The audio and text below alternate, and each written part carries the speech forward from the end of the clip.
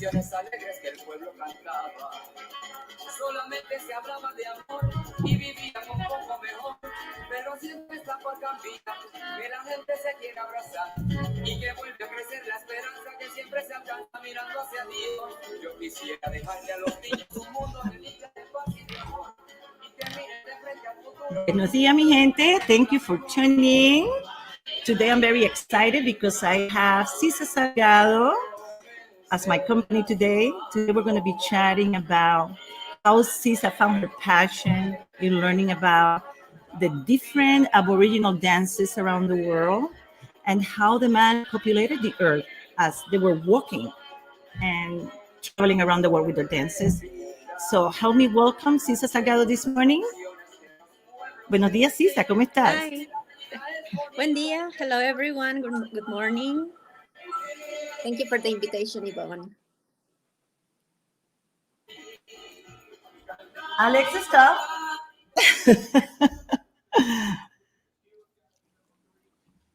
I needed to make sure that I told Alexa to be quiet. So, buenos días, Sisa, ¿cómo estás? Te ves hermosa, Dios te bendiga. What's cooking? What's going on? Oh, well, like, spending time working on the project, trying to be mindful in the middle of these crazy times that we are all going through. And yeah, always working on my research. I know, and that's what I thought inviting you, because I just wanted to learn more about this wonderful research that you have that you can share with us. And you're the expert. For those that don't know Sisa is a dancer.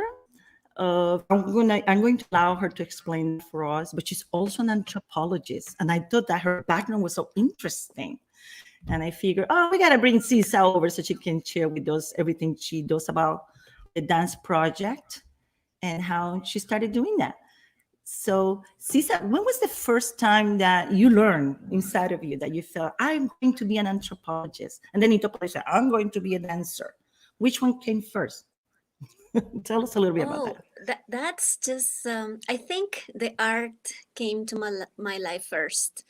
Since a very young age, I always had some interest in ballet, paintings, puppets, and my family is a very traditional Latin American family, but one of my relatives, my uncle, he's a writer. And he used to give me a lot of books and pictures of dancers. And he kind of encouraged my mother to take me to the ballet classes when I was like 5 or 6 years old. So that's how I got introduced to dance. I didn't really enjoy the classical dance too much at that time, because I couldn't play with my friends. It was not, I had to be very disciplined and everything. But I think those were the seeds that later on helped me to develop this interest in art. But when I was in the university, that's where I decided to study theater and dance in a professional way. So in the mornings, I will go to the university to study anthropology and journalism. And in the afternoons, I will go to my dance school or my theater school. Because that was what really fed my soul. In the mornings, I used to go to the studies, the university, mostly because of the parents tell you what to do. And at that time, I was not interested in a professional anthropology career in anthropology, but the theater really was something that I was very interested in. And that's how I started with the art world. And in some point, I just wanted to like take these two things of my life, the academic world and the artistic world. And I created this project that I have right now that is the Dance Road. So we can talk about that. Yes. Later. No, it's funny that you said that when you were young, around 6 years old, that the classical dancing was not kind of like you felt like you were not, that was not your thing. Then as you got into your academic, training, that's when that woke up on you. So what made you decide in this actually, because this is a very, it's a huge project, because basically you're almost trying to replicate when mankind began erected, I got up, stopped being in the four legs, so we come with the female mitochondria out of Africa, and we come from the apes, and then we began erecting ourselves and walking, and we began this journey on foot. And that's how we populated the earth. And what I love about your project is that not only have you been able to trace all that mapping, but through music, through their dances, through the culture. And that's what I would like you to us. I mean, that's what I would like you to share with us. I mean, that's, to me, that's so fascinating. I'm a nerd kind of way, and I'm an anthropologist at heart. I actually started doing that when I went to school for biology and into a little bit on genetics, some classes that I took. But anthropology has always been a passion of mine too, obviously, right? So I said, Sis, I got to come in and talk to me and share with us all these wonderful things that you have learned following the route, just like man in times that when they were walking like the silk routes, that they will walk those places trying to interact and exchange transaction. So, Sisa, tell us a little bit about everything you know, everything you have learned so far, and take it away. I'm very excited. Wait. Yeah. So what happened is that I was raised, I was born and I was raised in Ecuador.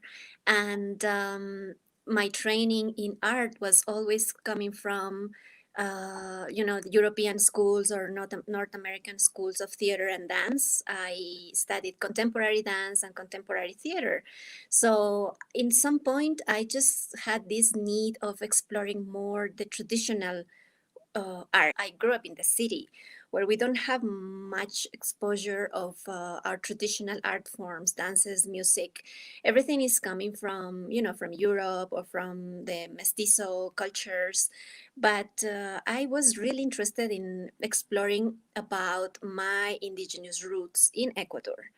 I was very interested in just getting to know more about that through the art. So in some point, I just decided to move out of the city and I went to the Amazon rainforest in Ecuador.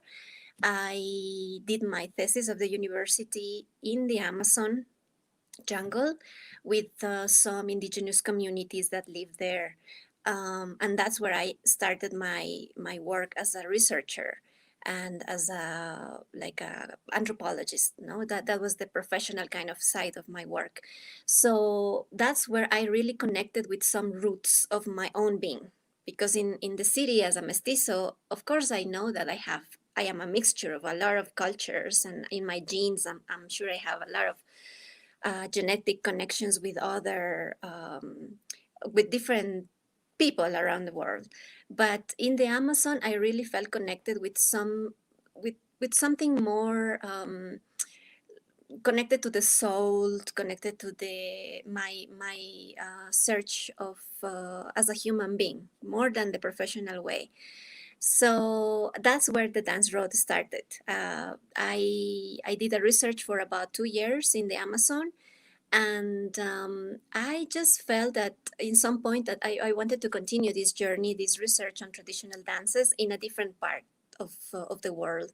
And I have been always interested in Asia too.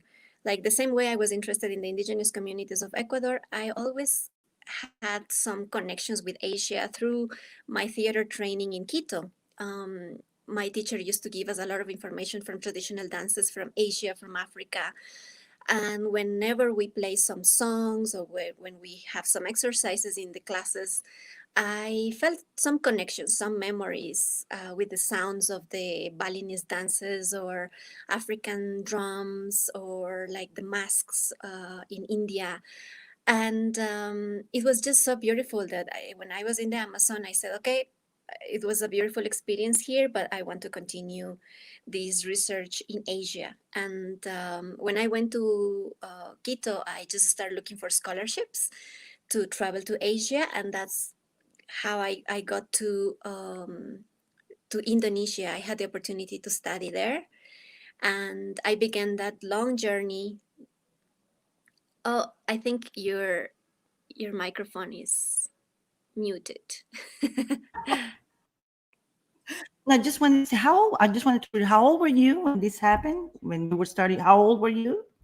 I was when I went to the Amazon, I was 21, I think, because it was just the Okay, last year of my thank you. university, and yeah, and I also wanted to do some thesis that will be more, not just because I wanted to graduate, but something that I wanted to do in real life. So I created Yeah. this project, and I researched traditional dances, theater, medicine in the Amazon. So that was the beginning of my career as a researcher, and then I went to Indonesia when I was 22, I think. Um, it was exactly 10 years ago. And Oh, that's the journey that I have done for the past 10 years. I am following a migratory route that connects Asia and America that's from awesome. the southeast, from Indonesia, to the Indian subcontinent, to Central Asia, to the Bering Strait.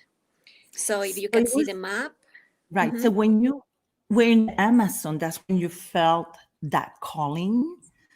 When you felt, you said something very uh, that I can talk about the soul.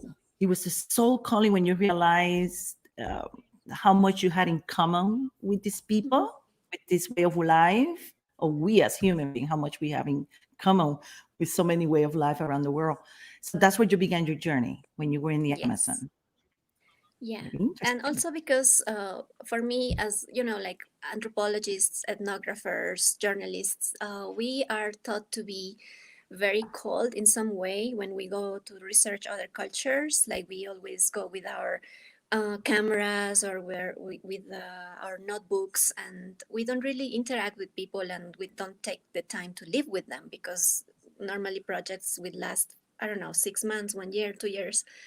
But I wanted to do something different in the Amazon. I wanted to live there, and I didn't have a timeline, so I spent almost 2 years there, and I had the time to really meet people and to be accepted by the communities.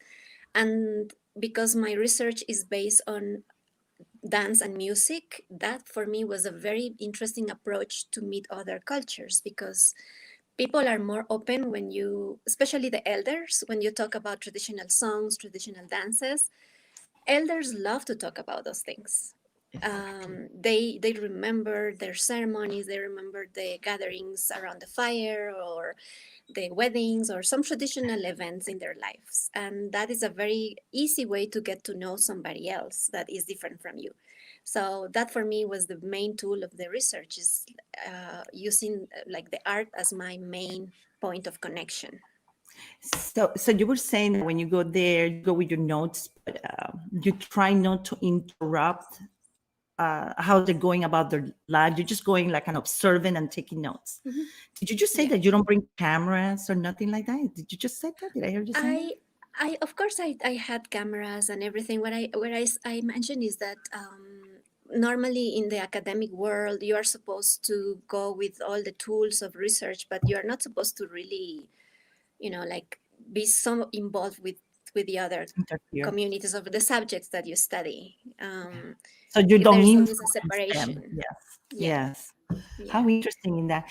And you said something very that it took me back when I was a kid growing in Puerto Rico in the island, that the elders, and this I'm not sure a lot of people practice this in the island, but usually in the evening the elders would sit with the youngers, with the seniors, talking about folk telling, Hmm. storytelling, ghosts and spirit. I'm not sure why they always did this in the evening after 6 o'clock, just before between the novela time started.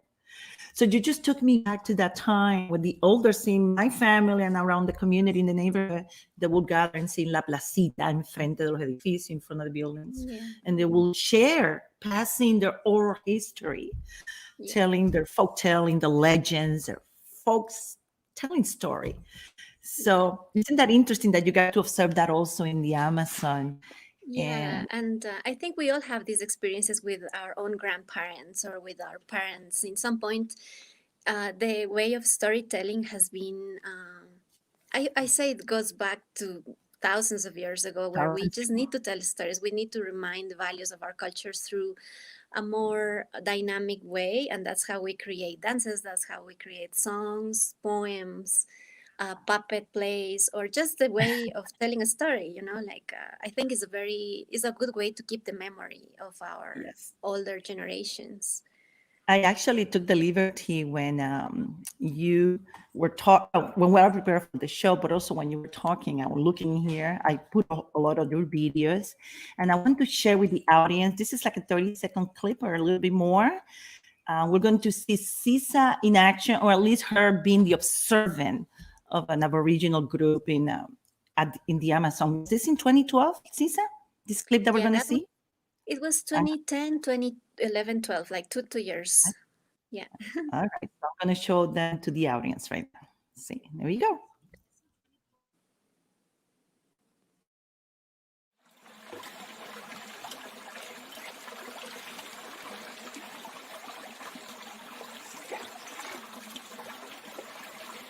Ya koronda ku. Mai ya shonda chongi chia ko. Ya ko puro turu mai. Uma e passa turu mai faz. Wasa. Ni passa skani wasa ne passa no mai en cham situ. Alo mas que. Chingarisca. Yeah, I can explain a little bit the video because it doesn't have the audio, but the Go ahead. Yeah, that group of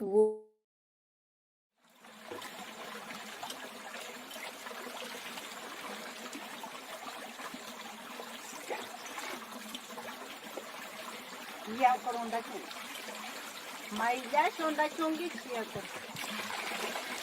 Ya ko puro turu mai. Uma e passa turu mai faz. Wasa. Ni passa skani wasa ne passa no mai en cham situ. Alo. but Sisa, I'm sorry, my love. You might have to say that again because for some reason, StreamYard doesn't allow when we're showing videos. Maybe I'm not that adept yet. Okay. We'll get there. But it didn't allow me somehow. I don't know how to do it yet, obviously, but it doesn't matter. Oh, yeah. You can explain the video while you were talking. Let's see. We can do it like this. I don't know if that works. Yeah. And then you add the video.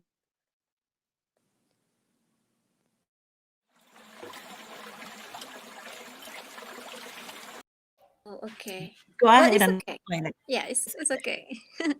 Yeah, so that I video love that you this. saw, I really love this because when I was a kid, believe it or not, we used to go visit our family in the countryside, my father in Morovis, and there was a creek closer to the house. And we would go down to the creek and we would take what they call ditas, which is something made of the same vegetable. I will allow you to explain because I can remember the name.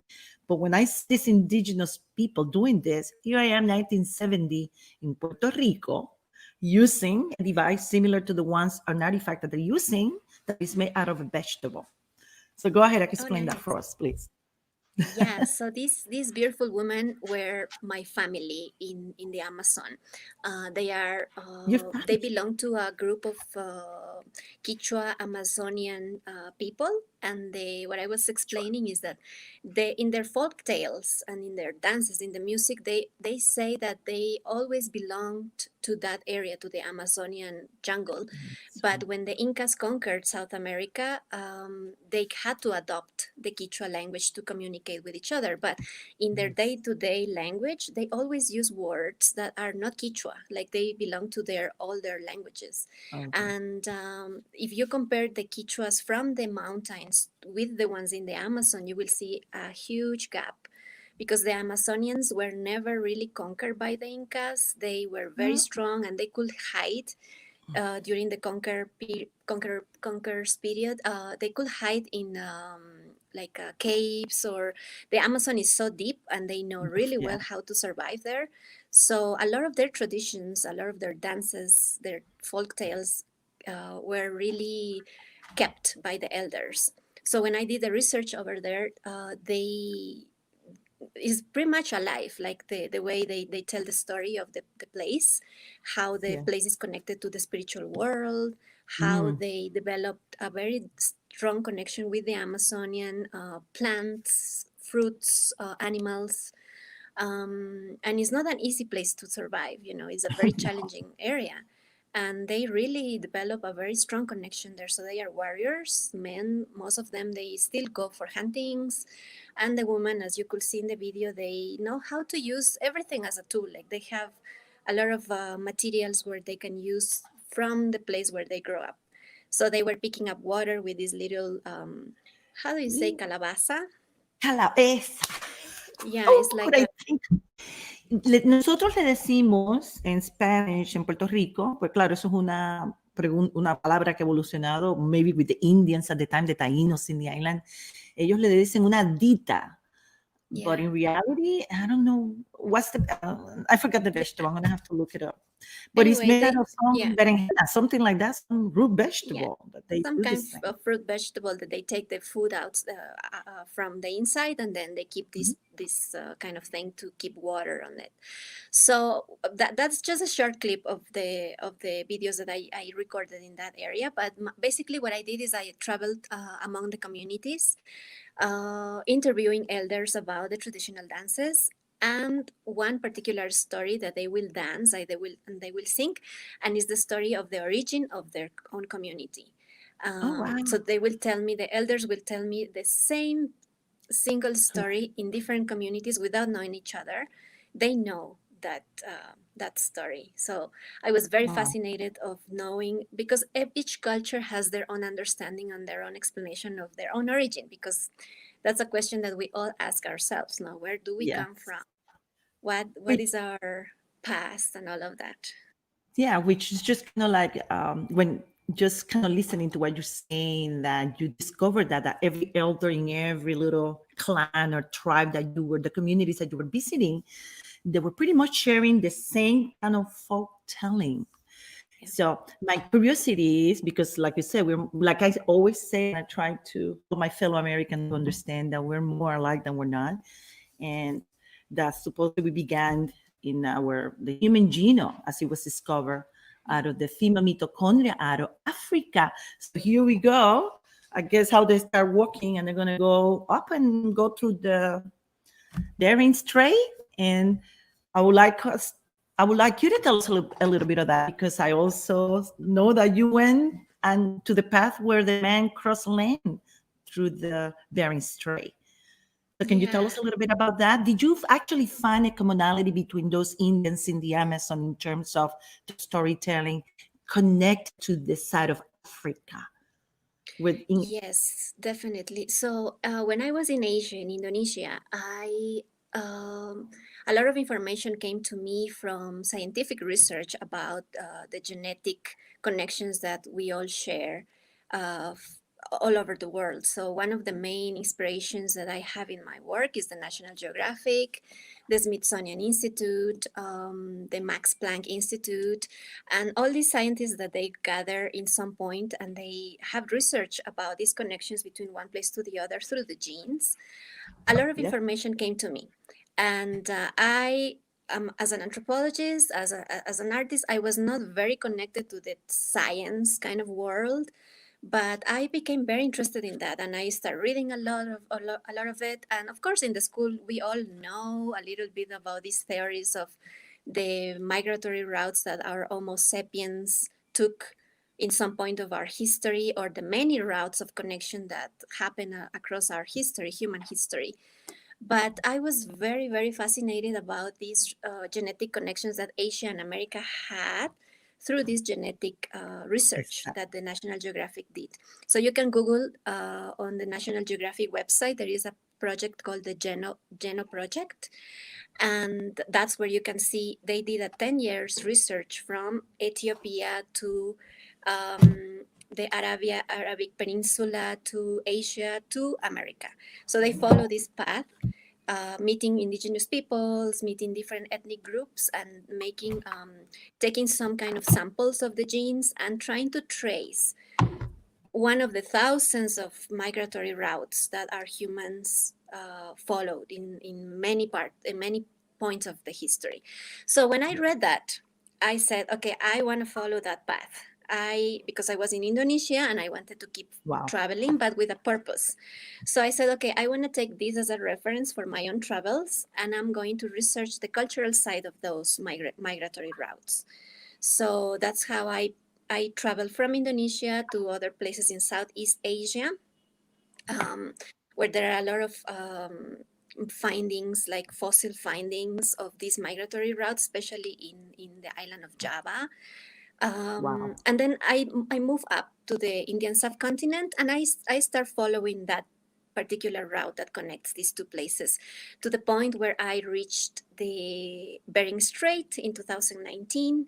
I went to a very incredible community in the Arctic tundra between Russia and United States, and that's where I really did the symbolic crossing between these two continents through my own project, The Dance Road.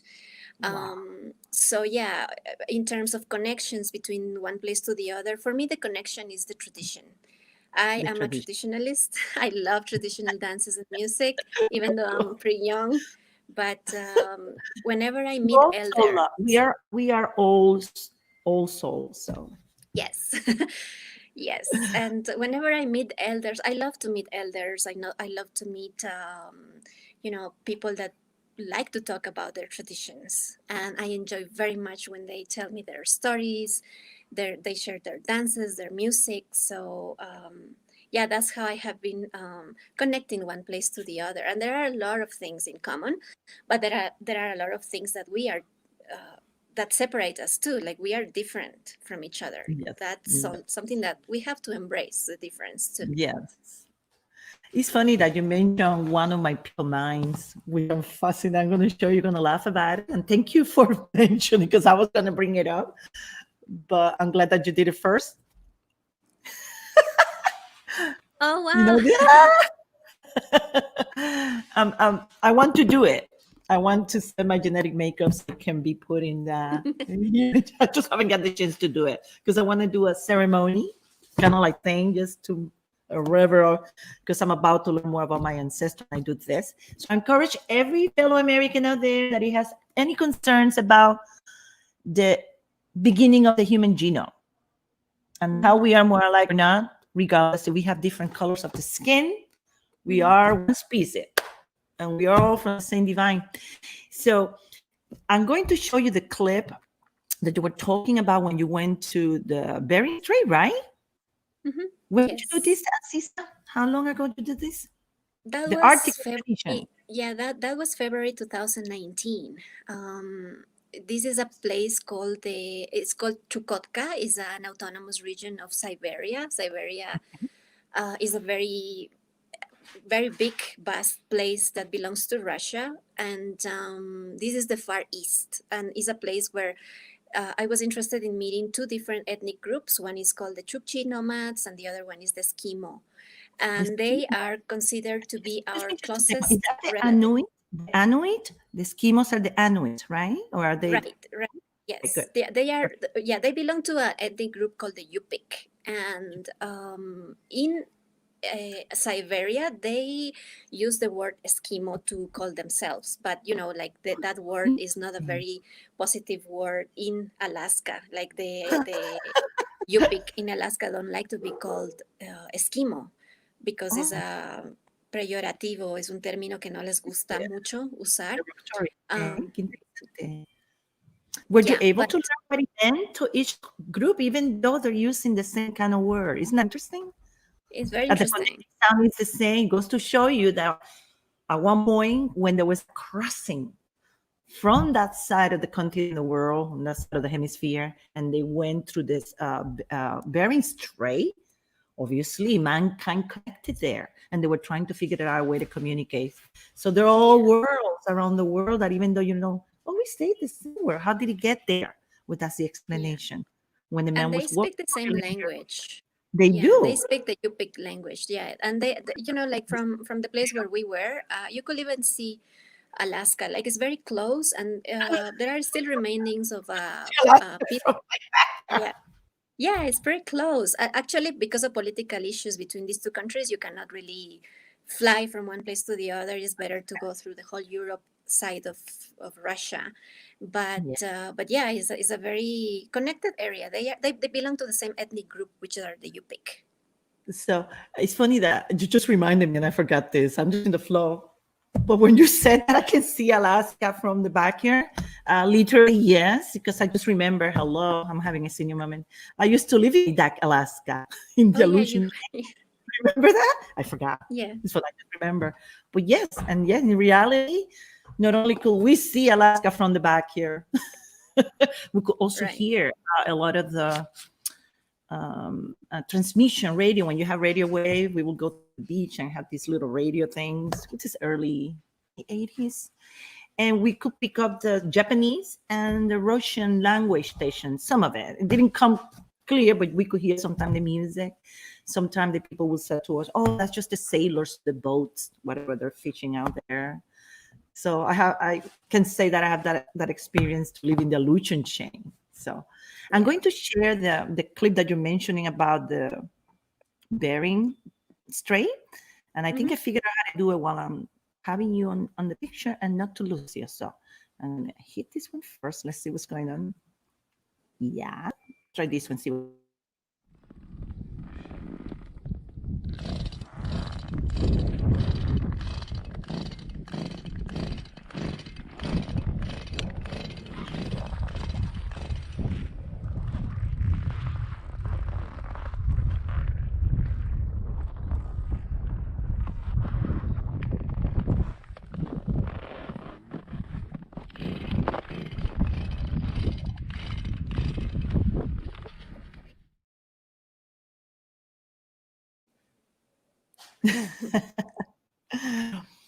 we'll have to learn for the next streaming. Streaming, if you're listening, I can use some help.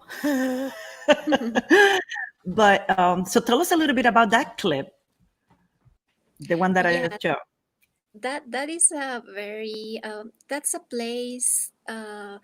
So Chukotka, as I mentioned, is it's like a province. No? It's a very big area in the far east of Siberia, and the this area is mainly inhabited by nomadic Chukchi people and the Eskimo.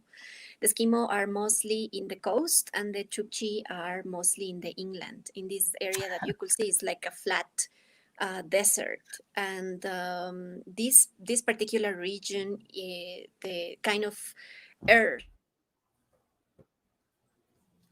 is called the permafrost, and is this kind of ancient kind of mixture of ice with earth together that connects this land to the ice age.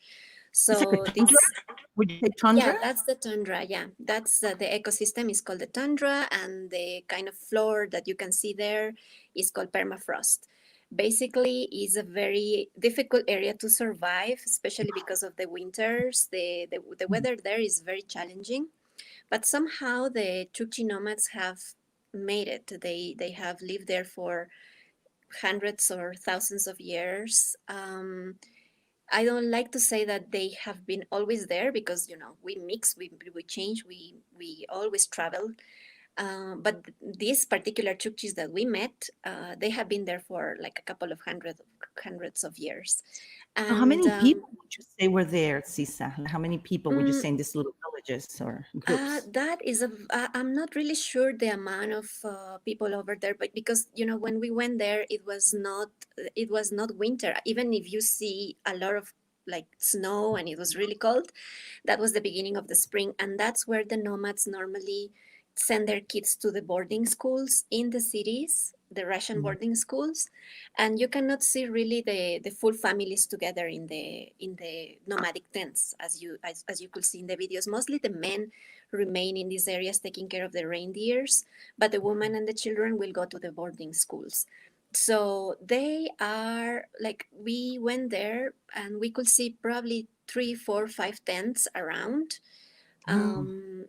But this area is like you can still see a lot of land and few people over there. It's like not many people live in that region. Of course, the little capital, the little city is very crowded, and because of the oil companies and the natural gas companies, a lot of people from the cities, Russians, Caucasians, they go there to work. And because it's a very hard weather, the salaries normally are higher than other parts of Russia. Yeah. So it's a very attractive place for young Russians to go work there and make some money. But the problem for me is that the nomads are really losing this connection to their roots, to their traditions, because by the fact that they send their children to the boarding schools, very cozy, nice schools, you know, like when these kids go back to the nomadic tents in the summer, it's very difficult for them to adapt to these changes, no, to the life as a nomad and to the life as a school student. Yes. Did you see, like, it's funny because, like, we're talking about the brain stray. Obviously, when you look Russia and you look at the man, you could further a little bit southern, there's Mongolia. So you see that genetic, like we were talking about, how even similar they look like with their high cheekbones. Something very interesting about Sisa when I first met her. I met her in the library. Two nerds. Yeah, right. There she was in. So I met her in the library. And we began chit-chatting. And one of the things that connected to me to her is because when I looked at her, since I have lived in the illusion chain, and I have been around people that they share this kind of similar genetic makeup at the high cheekbones as Sisa. Well, guess what? My curiosity, I thought she was Asian. Remember Sisa? Mm-hmm. Even Yeah. I think I played in Mongolia. And then when we started talking about this thing, it's like, oh my God, goes to show you that you never know when you're going to connect with people. So that's how my conversation with Sisa began, because when I looked at her genetic phenotype or genotype, what she looked physically, right? I placed her somewhere around the Mongolia part. And it's so funny that there she goes. She's an anthropologist, she's a dancer, and what she does is all this cultural intelligence, following the mankind, the Silk Road canon, the dance route that these uh, people have before us. And Yeah. there is Sisa, and you look at her and you will never think she's a Latina, but yeah, she's a full Latina. And having said that, I want to show this cute clip that I'm sure all my fellow Ecuadorian people that are going to be watching this later, they're going to feel very proud of this fellow compatriot Ecuadorian up in very right. So let's check this out. Aquí está la bandera de Ecuador y el objetivo nuestro ahora es cruzar desde el Ártico en Siberia hacia Alaska y poder volver a Ecuador y contar nuestro viaje allí a todos. Saludos desde el Ártico, menos 30 grados tal vez.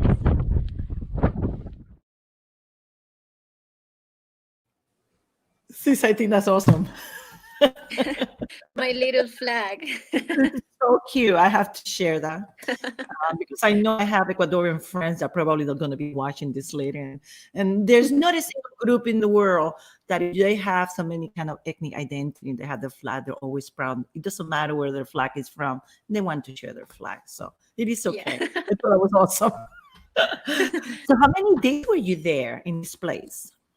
We spent like a month, I think almost 2 months. I'm not really sure. My initial plan was to stay there 6 months. And when I start talking to the friends that they have been there or anthropologists, they said, "You're crazy. That's not going to happen. It's just too hard. You are not going to handle the weather nicely. You need to train." So mostly the expeditions that the real deal researchers like the Nat Geo photographers or storytellers, they normally go for 1 or 2 weeks and they go back, and then they do it several times a year sometimes. But my idea of spending time as I did in the Amazon was not going to work in that place. So I spent a month and a half, but it was very challenging. I couldn't handle the weather. It was so cold. My companion and me, we work a lot on getting the gears from the from Lake Placid, the Adirondack areas. A lot of skiers, they wear a lot of jackets and a lot of tools and everything. So I tried to get stuff from them. But when I got to this area, I realized that was not enough. Like the nomads survive because they use animal skin. That's right. For their in layers, and then they will use the parkas and all the boots and everything. but you really need the animal skin to keep the You know, warm. you just reminded me. There's a movie when you were saying that, when you brought up about the Eskimo or the Inuits or the native from the region, that they actually have they live off their land with their animals and animal skin. And there's a movie that is called The Snow Walker. It's a Oh beautiful yeah, movie. You've seen that movie, right? yeah, I can watch that movie 100 times and I cry every single time. So if you want to learn a little bit more about how the people of the Arctic, of the Inuits or the Eskimo live up there and how they manage to survive, check out that movie. And also yeah, follow Sisa. So, yeah. but that movie that just when you were saying that, that's exactly where it took me. And I Yeah, had the yeah, opportunity. it's really challenging, and but I will say that the animals really they help each other. It's a very strong connection, a strong bond between the humans and their animal friends or animals, because the nomads help the animals to move and find food, but the animals also allow the humans to survive because they because of the meat, because of the skin. The Chukchis, they use the skin, the reindeer skin, to make the tents, to make the boots, the They use inlayers. everything. Yeah, they use everything. And but at the same time, you can see that they don't kill just for killing or just for fun or No. just Yeah. to make some money out of it, but because they just need it. And they have probably the families we met, they have about 150, 200 reindeers each family. Yeah. So, and they So are they wild live off the animals. They reindeers. basically. They live off the Mhm. reindeers, right? Yeah, yeah, and they live in the wild. They just a little bit like Mongolia, like the nomads that take care of the camels or the horses. It's basically that they live in the open. They Yeah. don't really do much for the animals. They just guide them through the grasslands. But basically, the animals take care of themselves pretty much. And did you find the people from this side of the hemisphere, when you cross the Bering Strait, going into Alaska and all that, is the language similar that the one that you found in Mongolia? Well, we talked about the Eskimo and the Siberian people, the Russian, but we're talking now. I'm curious about the Mongols, the Mongolian people. Did you find a lot of the similarity between that area people and the ones that were here in Bering Strait in terms of the language? Like you said, they live in tents, they're nomads, they move with the Yeah. animals. Yeah, well, I what I can say is that the Mongolians are very much connected to the Oh, Tibetans that are like they are neighbors, and also, yeah, of course, the nomadic life connects them to those nomads in Siberia as well. But I could see like a very deep connection between Tibet and Mongolia when I went there. So because if you see the map, that's the way. Before I went yeah. to the Himalayan area, and then I went to Mongolia, and these two places are very, very connected through history, through the genetic connections, and through Buddhism, and also through the nomadic life. And in my research, of course, through the dances and the music, you could see a lot of similarities. And actually, when I went to Mongolia, it was just like very interesting to see the physical, like, the cheekbones and The the chiffon. everything they look very much like Tibetans, and it was very beautiful to see that because before I went to Mongolia, we tried to go to Tibet and we couldn't get to Tibet, so that was our backup plan. And we had the opportunity to spend a lot of time with the nomads in the south in the Gobi Desert, and then we went to the north in the Altai Mountains, and that was a very beautiful thing, and it was a good beginning to adapt to the next journey in the Arctic, because the nomads in Mongolia, they live in a very complicated weather as well, but the landscapes are much easier than the Arctic. The weather is warmer, of course, and for a researcher like me, there are a lot of facilities in Mongolia because of the amount of tourists that they go there. Of But in course. the Arctic, there is nobody. It was very challenging, but it was a good training. In terms Yeah. of language, no, not really. They are different ethnic groups, like between the Chukchis and the Mongols. They are different ethnic groups, but of course, if you go back to history thousands of years ago, there will be some connections. It's I mean, I'm fascinated by all that. One of the things that I actually want to discover is Mongolia, and Nepal, Tibet. That's one of the 3 places on my bucket list that hopefully in the future, when this COVID-19 pandemic decides Yeah. to take some other trip and leave us alone, right? Yeah, So, right. so I'm hoping that when all that gets settled, we'll be able to kind of like renew our travel. So I never have a plan. I usually go with the flow, whatever the spirit calls me, and I just Hmm. go and check it out. And so it happens that I always find good deals. Yeah. so, Yeah, so not bad, not definitely. bad, right? I want Yeah, to show you yeah. another more. Well, I got a few clips that I want to show you because this is such an interesting. But I want to share with the audience a clip of you, and this one was when you were in. Oh, well, let me show another one from the. Uh, yeah, the Arctic. One more from the Arctic. And here because I see the some of the animals, and I love this one. Here we go.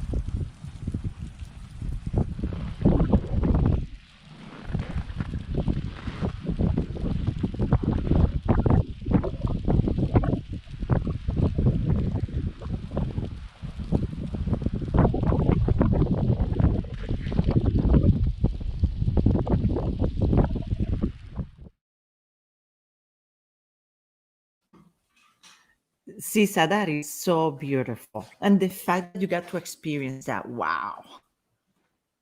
Wow. Yeah, it was, yeah. I was I blessed to have that opportunity. Yes, I Yeah. got to see reindeers. Maybe 3 years ago, we were up in Maine or New Hampshire. Up in Maine, we were doing some back roads traveling, and all the sudden we came across una manada de esto. Y yo decía, espérate, ¿qué es esto? ¿Venados? ¿Qué es esto? Yo no sabía lo que era. No, esos son los venados de los que trabajan con Santa Claus. ¿Cómo se llaman? Porque no sabía cómo. So they're reindeers. They're not, I was calling them deers, but they're reindeers. No sé cómo se llaman en español, si se llaman iguales. ¿Se le dice igual en español? Reindeers? No. Renos. ¿Cómo? Renos. Renos. No, ¿ves? Yes, yes, Sí. yes.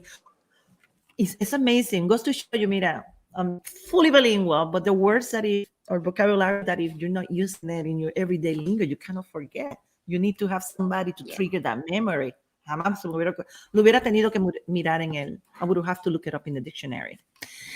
I have another one here that I also see that you got to go and observe a group of dancing people in the Arctic. And I want to show this one because obviously they look at their training.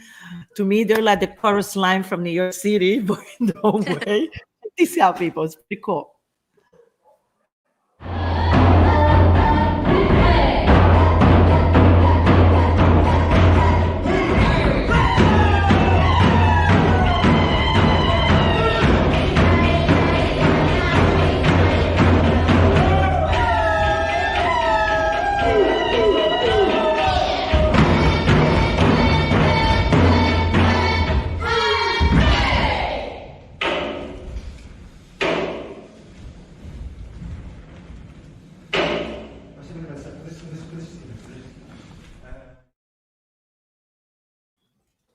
Beautiful.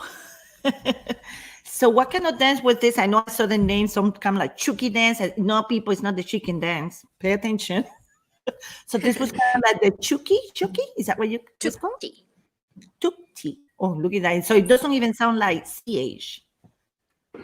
Yes, like No. CHUK. CHI. Say it again. How do you pronounce it? Chukchi. How? Chukchi. Chukchi. Yeah. Chukchi. So it doesn't sound like we in Spanish with the CH, like chuchu, Yeah. cha-cha, muchacha, chacho, Yes. chica. It's different. Pretty It's cool. different. So Yeah, was it kind of like the folklore dance? Was this like their so folklore?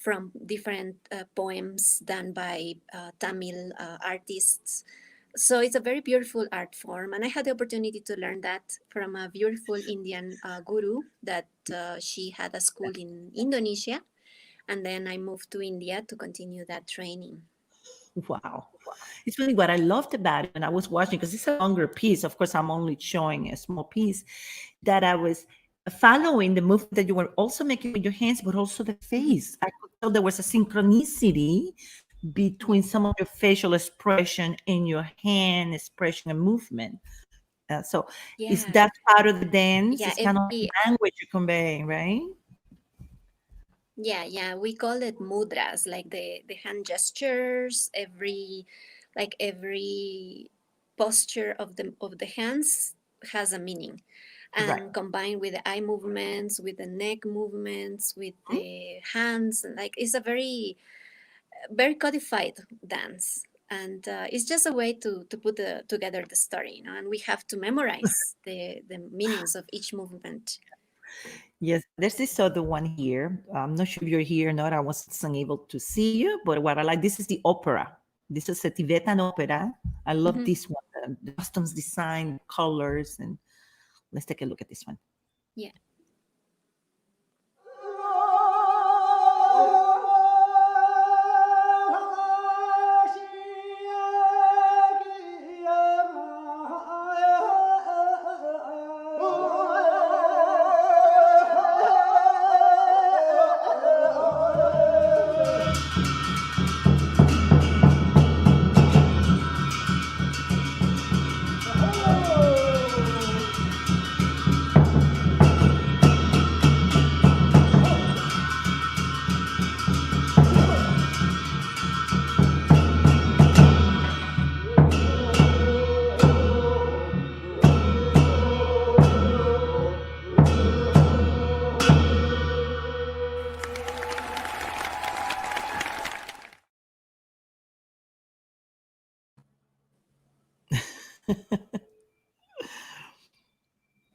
That's not me dancing, by the way. I That's what wish I I can said. do that hunter's dance, but that's not me. I recorded the video. I love, I didn't realize that Tibetan opera, believe it or not, when I was watching this, I could remember other shows that I sing out west in Native American performance, and Mhm. the similarities keep jumping at me as well. So I'm like, oh, wow, I gotta show this clip. Yeah, Can you tell us a little bit about that? Or yeah. So the Tibetan opera is again like a way of storytelling. Is a very ancient tradition from the roof of the world, from Tibet. This particular dance is the dance that is performed at the beginning of the opera and is called the Hunter's Dance. And the hamster, the hunters, yeah, they the are hunt? hunters. Oh, They are sorry, thank actually fishermen. They call them fishermen. They just they have some. The story is that they are supposed to bless the space at the beginning of the opera, and they are wearing this mask. I It will be difficult for me to recall the story of the mask, but it means like the hunter's mask, and they have a jewel, a special jewel that was given by a naga or a spirit of the water. So the hunters they perform this dance before the opera starts, and then after they leave the stage, then a group of beautiful girls wearing beautiful dresses, they come to the stage and they represent the dakinis, you. Dakini. and these female deities, and they, through the songs, through the chantings, through the dances, they tell stories related mostly through Tibetan, the stories of Buddha, the life of Buddha, or also and also mixed with the stories of all kingdoms in Tibet. But behind that, behind these layers, there is always these values of the Tibetan culture that are told through these storytellings, through the Storytelling. movements. Now, having you sharing all that, my last question, and we're going to be wrapping it up soon. And we stayed a little bit longer than we wanted to, but that's okay. This is so interesting. It's like a 2 hour. I mean, if you were to tell us all about your research, where you are now, and all that. But the question that I wanted to ask is, all this research that you've done and this life experience and when you're interacting with people, observing them, what would you say of all the characteristics that you see? What will be the one that you say that we are more alike than we're not? That if we were to go from a frame of reference and we really want to embrace everyone that looks different, sounds different, or the skin is different, or they do something different, what is the one common thing that you would say about all this experience that makes us more alike than different than that we're not? I will say something that I learned from my connection with Buddhism, and I will say that is this capacity of being compassionate, the compassion that we all can develop and that we all have, and that it's just a way of, like, getting back to ourselves, and this goodness, this good heart that human beings we all have. Yeah, I think that that's something that we all share, and that can be expressed through different ways. And my way of learning from these values is through the dance, through the music. But I will say this compassion, No. like this capacity of being better and not harming others. I think that we all have it. It's just a capacity that we just have to develop if we don't have it already. Thank you, Sisa. And you're right. That's what we're all made of. We're stardust. We're love. We're the universe inside of us. We're creating the image and liking of that divinity, whatever is divine to you. The important thing is that every day when you get up, you embrace that belief and you try to be the best person that you can be, the best human possible. That's the one thing that we got in common: essence, spirit, love, right? So Yeah. I'm going to share one of the clips before we go. And if you would like to say something to the audience before I show the clip where you want them, I share where they can follow you. I'm going to share one more time before the live is gone. It's been going under the ticket of the live stream. Yeah. But is there Yeah. anything else that you would like to share? Yeah, just I wanted to say thank you, Yvonne, for this invitation, and everyone. I just launched my simple website, which is www.sisasalgado.com. I will start sharing more videos and information on my research, but for now, you can just go on Google and look for my website. And if you like it, just share. Yeah, so thank you. Thank you, everyone. Thank you. I'm going to share one more clip of Sisa before we go so you guys can see her in action. So bear with me for a moment, please. And here we go. Find that clip. Amigas y amigos, soy Sisa Salgado y quiero invitarles a mi taller intensivo de danza clásica de la India del género Bharatanatyam. Lo llevaremos a cabo el 13 y 14 de febrero en Tumbaco, en la piscina de Alicia. Toda la información la podemos encontrar en Facebook con nuestras productoras Lunas, Toallas Ecológicas. I'll leave it there. Los esperamos. That was from a workshop in Ecuador. Okay. A couple of years You ago. want to know something? Yeah, I didn't have audio. I thought it had audio. It didn't have audio. Can you hear me now? Yes, I do. You can hear me. Oh, Yeah. well, I'm not sure why that didn't have an audio. Because when I watched it at first, it did have an audio. But anyway, I just did show it. And we got here the ticket information where you guys can follow Cece and learn about her research. And please follow her if you really want to have like a crash course in cultural intelligence about the similarities that we have more than the ones that we don't have, and learning about how they meant when we left being an ape. And we sort of generated from the female mitochondria. We began walking and we got erected, started walking and populated the earth. At the same time, we actually spread our genes. So that's why nowadays in the world, you see so many people exchanging genetic material. It is normal. We have the human genome is totally unstoppable. We can make, how do you say it? Limitless combinations. So it doesn't matter if you get an Africanoid with a Caucasian, with an Asian. And Sisa can help me this. What is the name? I like to refer to the races scientifically. So we got the Caucasian, the Africanoid, the Asian, right? What would be, I think it's 4. Yeah, the Mongoloids are also. The Mongoloids, right? And the Asian, Yeah. the Asians following all the Mongoloids. Yeah, they're like just macro groups of gene Thank you. classifications, something like that.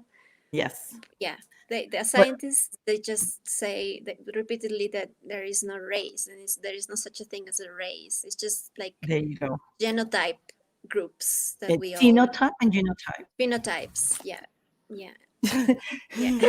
I learned that in 4th grade. My genotype and phenotype and my social Yes, and studies. yeah, no Still, race. There is no such a thing as a no, race, genetically speaking. thank you. So, Sisa, having said that, I want to wish you a good day. Thank you for Thank stopping you. over. I enjoyed the talk. I know we can talk for hours because this is a subject that is dear to my heart, and I know it's also your passion. But I hope that the audience enjoyed this chat, and they will play the replay and share it too. So, thank you for Thank you. coming. Stay tuned, and let's say goodbye to Sisa. Bye, Sisa. Bye. Thank you. Bye. Ciao. Ciao. Namaste. Namaste. Namaste. Thank you. Have a wonderful day, people.